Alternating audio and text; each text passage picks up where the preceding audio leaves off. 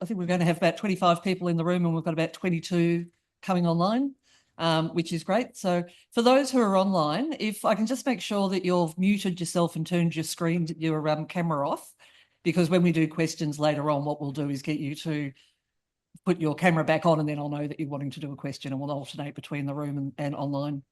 For those of you who don't know me or know what the timber hubs are, because we've got a few people who probably haven't heard of timber hubs before, we're a federal government funded role. There's 11 timber hubs around Australia in all the major timber growing areas. That's where we are.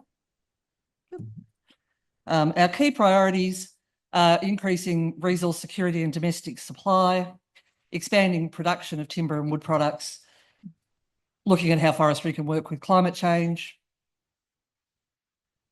expand the timber workforce opportunities, and continue sustainability of forests. So that's the roles of pretty much all of the timber hubs, and we nuance it for each of the different growing areas around Australia. So today's agenda, what we're going to run through is we're going to look at what the plantation industry is currently doing around fire. Then we're going to hear about the outcomes of a inter-row mechanical fuel treatment trial, which probably means nothing to anyone, but it will by the end of the presentation. And then I'm going to give you a bit of a briefing on a big chunk of research that we're just about to enter into, so doing a whole lot more work.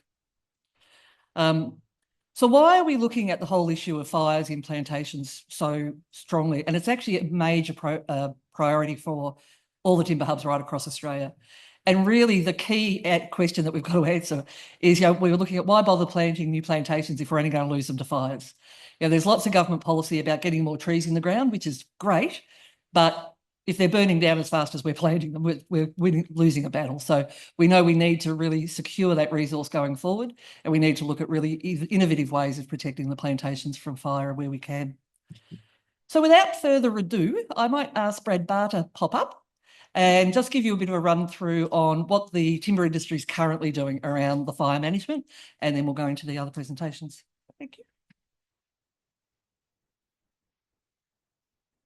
Thanks, Wendy. I'm here representing the Forest Industries Federation of WA today. Adele Farina, who's the CEO, sends her apologies.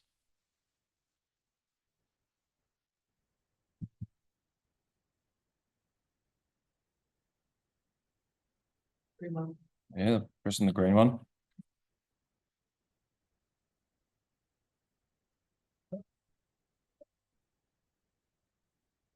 There we go. All right. A little bit about the Forest Industries Federation. It was actually founded in 1895, and it's the peak body for the timber industry and the forestry industry in Western Australia. It was formed to promote the interests of the WA forest industry to government and to local government, state government, federal government as well, and in order to promote a viable economic industry in the state. The membership of the organisation includes plantation growers and managers, companies like WA Plantation Resources, for instance, processors such as my employer, Westpine, Softwood Sawmill, harvest and haulage operators, companies like Plantation Logging, Total Harvesting, who you may see their trucks around the place, and also hardwood processors, some of the wood chip exporters like Bunbury Fibre, for instance, as well. So the plantation forestry sector in WA is about 3,500 jobs in growing, managing, harvesting and processing WA timber products. There's about 2,500 flow-on jobs. The softwood sector is concentrated in what you can see there is the Westpine sawmill. Across over the road from that is the Laminex particle board plant, which uses the residues from the sawmill to make particle board. There's also a wood chipping facility there and a power pole manufacturing facility, all within sort of 5 kilometres of the Dardanup hub. There's also a large wood chip export business that happens out of the port. There's 2 operators out of there selling wood chips to China and Japan, as well as biomass, bioenergy fuel into Japan as well. So there's over 220,000 hectares of plantations in WA that are owned by companies that are members of the Forest Industries Federation, contribute about 1.2 billion to the WA economy, And we believe that timber has a bright future worldwide, and particularly in Western Australia. So that's a map there. It shows where the members have plantations, and I've included in the Forest Products Commission Crown-owned plantations as well. And the orange circles are a 10-kilometre buffer around each of the plantations. So you can see that, pretty much anywhere you'd care to throw a dart on the dartboard, there's going to be a plantation within 10 kilometres of hopefully the dart, not a fire. So we've got a sort of a governance structure that allows us to maintain some degree of professionalism and credibility in how we operate our businesses. We've got a fire managers agreement, and all of the members are signatories to that agreement. What it says is that we are going to mutually assist each other at no charge. So if Bunbury Fibre has a fire and they need some help, they can call up West Pine or call up Watpres, and they'll go and assist it at no charge to each other's companies. That's a mutual thing. We set equipment standards to make sure that our equipment is fit for purpose and safe for deployments, and that it's sort of at least vaguely up to scratch compared to the stuff that that the state pays for. And we also maintain minimum training standards, which we've essentially set to be the same standards as a new starting volunteer fire brigade member. Further to that, we've got a memorandum of understanding with DFES and DBCA. That's been going for about 6 or 7 years now. Its full title is Mutual Support in Planning and Responding to Bushfires within or near plantations, estates, and other bushfires as required. What it essentially says is that when FIFWA members turn out to fires, we will go under the command and control of the incident commander.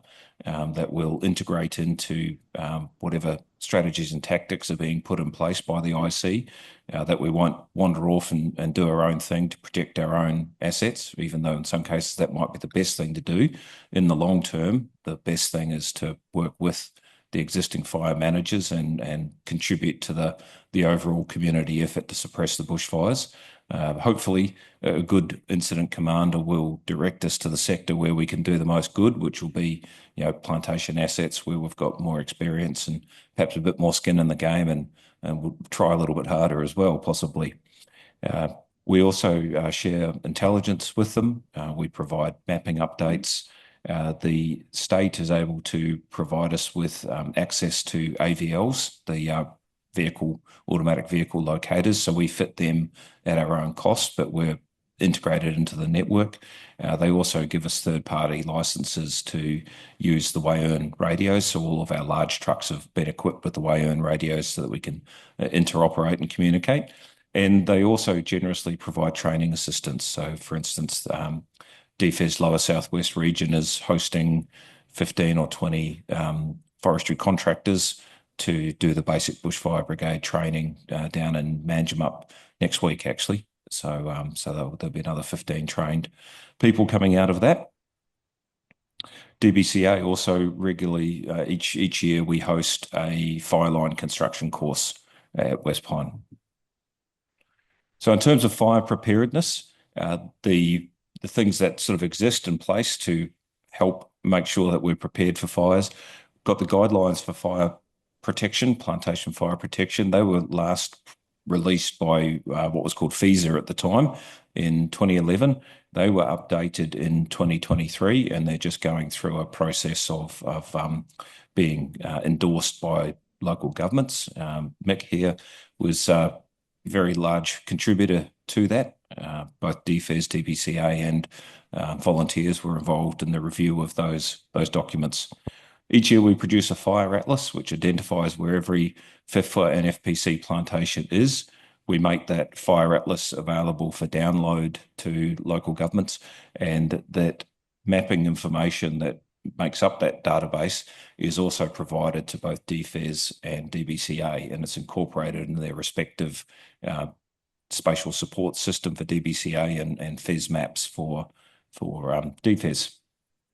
Our most recent innovation is a fire alert notification system, and we've been working closely with DFES on that in order to access the same data feed that goes out to Emergency WA. And so when a triple O call is logged, as soon as that hits the emergency WA system, it will go out to the public sort of web. And we've developed a system that will pick up that information coming out of DFES, and it will relate it to where different companies' assets are. It's like I've shown the plantations there that West Pine has a direct interest in. Depending on the distance that a company is specified, we've specified 10 kilometres. If the pin that's been dropped by the triple O dispatcher is within 10 kilometres of our plantation, for instance, I'll get an SMS and an email. Likewise, if it's within 10 kilometres of other growers' plantations, they'll get the same thing. So that will help us to respond more quickly, because we have had incidents in the past where, we've found out several hours after a fire has burned through a plantation that there was a fire near the plantation. So hopefully that'll help us be out there at a more timely fashion. Fire response capability. We go out to quite a few fires. Sometimes you may not see us because we're scattered all over the place. But those two photos there were from the Noggerup fire in 2023. The bloke driving the loader there is sitting there, Sam. So he's been out to a few fires, pushing in fire line with the West Pine front end loader. The truck there is a Waprez truck. It was right at the front. You can probably see the pink fire retardant that's on it. It was pretty close to a water drop that happened, and then some Dardanup volunteers posing for a photo down the bottom.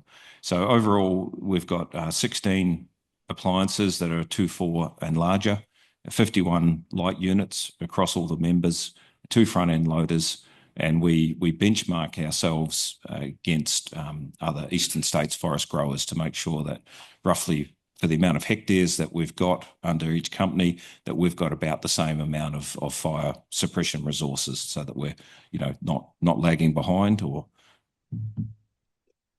training, I've sort of covered that already. We've done some prescribed burning training with some local Aboriginal people on some West Pine land up near Boddington. It was a 2-day sort of camp out. Did a lot of prescribed burning and getting people up to speed.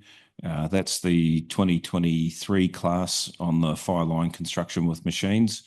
So we'll go out and push a few trees and then go and walk through some jarrah forest, and the instructors will tell people or ask people where they'd put the fire line under certain circumstances and how they'd react if the situation changed. So it's good training, and we really appreciate the support that we get from both DFES and DBCA. Innovation and risk reduction, that's one of the ones that we're going to talk about today. The contractors have done some innovative things. And the back of that harvesting machine there is a 400-litre fire water tank and a pump, and I think either 30 or 50 metres of hose, so that the firefighting equipment is able to get to the fire. Because what we've found from experience is that if the harvesting machine starts a fire, or a fire happens for other causes, often it's in the middle of the plantation and the operator has to go and get his ute or get his trailer, and he's only got a 30-metre hose, and so he's got to wait for the fire to come out to somewhere where he can squirt it with water, and by then it's often bigger than what one person with 400 litres can handle. So now most of the machines are being fitted with 400-litre tanks, so that if there is a fire that's started, either they can put it out then and there, or those machines can go anywhere that you can get a pine tree. Those machines can go and they can take the water to the fire off-road. So that's sort of a standard thing now. The machines that carry the logs out of the forest, they also have a what we call a grab tank, and that's a 1,000-litre pod. It's a 1,000-litre IVC, and it's got a big handle on it. And the machine that can pick up the logs and put the logs on their off-road trailer can carry that to the fire if they need to. So again, you can get 1,000 litres right to where the fire's occurring. I've talked about the automatic alert system, risk reduction, fire atlas distribution, the fuel management trials that we're going to talk about today, experimental fires. That photo down there shows some of the work that we've been doing with breaking out the extraction rows. That one actually come from my daughter my daughter's teacher said that pine trees poison the soil. So I resolved that we would remove the mulch layer and thin the trees to let some light in and plant some grass seed, and the grass come back up. So just little, even if you get one thing out of it today, pine trees don't poison the soil. The other one on the left is a experimental fire we put in to test some fire retardant. So we let it run in about 20 metres run into a line of fire retardant 5 metres wide, and looked at the change to fire behaviour. And it was pretty radical, because we were playing around with the idea of whether you could spray a ground-based retardant, the same one that the planes use, except without the red colour and cheaper, and apply it on the ground rather than dropping it from an aircraft. It worked really well, but we couldn't quite work out how we're going to use it in practice. But it does work. That was all I had to say about the Forest Industries Federation and where we stand at the moment for preparedness, response, and governance. Thanks. So has anyone in the room got any questions that you'd like to ask Brad about anything he's talked about? Yep. If I could get you just to stand up and just say who you are and wait for the mic so everyone online can hear as well. Neil Rowlandson from the Jullora Volunteer Bushfire Brigade. Brad, you talked about plantations before. Are you talking about pine plantations, or are you including in that some of the blue gums? Yeah, definitely including blue gums. So blue gum makes up the majority of our members of FIFWA, actually. So the Forest Products Commission has the large amount of pine plantations, and they're a member of the cooperative. But so far as FIFWA goes, it's predominantly blue gum plantation managers. Great. And is there anyone online who'd like to ask a question? If there is, just take yourself off or put your camera back on so I can see. Okay. Any other questions in the room? No? Okay. Thanks very much, Brad. Thanks.